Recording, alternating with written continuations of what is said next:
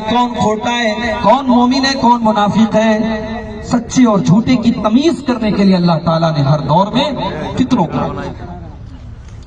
میرے بھائیوں، ہم اور آپ جس زمانے سے اور جس دور سے گزر رہے ہیں، یہ دور فتنوں کا دور ہے، اور اسی دور کی طرف اشارہ کرتے ہوئے اللہ کے پیارے نبی صلی اللہ علیہ وسلم نے ایک مرتبہ مدینہ کے ایک ٹیلے پر آپ چڑھے، مدینہ کی ایک پہاڑی کے اوپر آپ چڑھے، آپ کے ساتھ صحابہ کرام کی ایک جماعت بھی تھی۔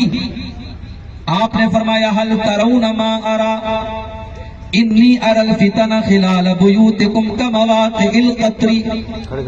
اے میرے صحابہ، کیا تم وہ دیکھ رہے ہو جو میں دیکھ رہا ہوں؟ میں تمہارے گھروں کے اندر فتنوں کو دیکھ رہا ہوں جیسے بارش کے قطرے تمہارے گھروں میں داخل ہو جاتے ہیں۔ بارش کے قطروں سے اپنے گھروں کو بچانا بہت مشکل کام ہوتا ہے۔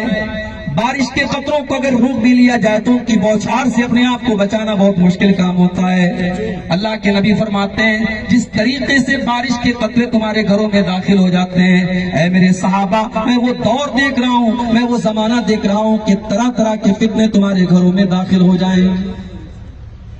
یہ اسی دور کی طرف اشارہ کیا تھا اللہ کے نبی نے جس دور سے اس وقت ہم اور آپ گزر رہے ہیں۔ ایک دوسری حدیث میں اللہ کے پیارے نبی سے یہ الفاظ بھی ثابت ہیں۔ آپ نے فرمایا لم یبق من الدنیا الا بلاء و فتنہ، ایک ایسا دور بھی آنے والا ہے جب دنیا میں صرف بلائیں بچیں گی، صرف آزمائشیں بچیں گی، صرف فتنے بچیں گے، دین سے روکنے والی اور دین کے لیے فتنہ بننے والی چیزیں طرح طرح کی سامنے آئیں۔ اصل میں فتنہ کہتے کس کو؟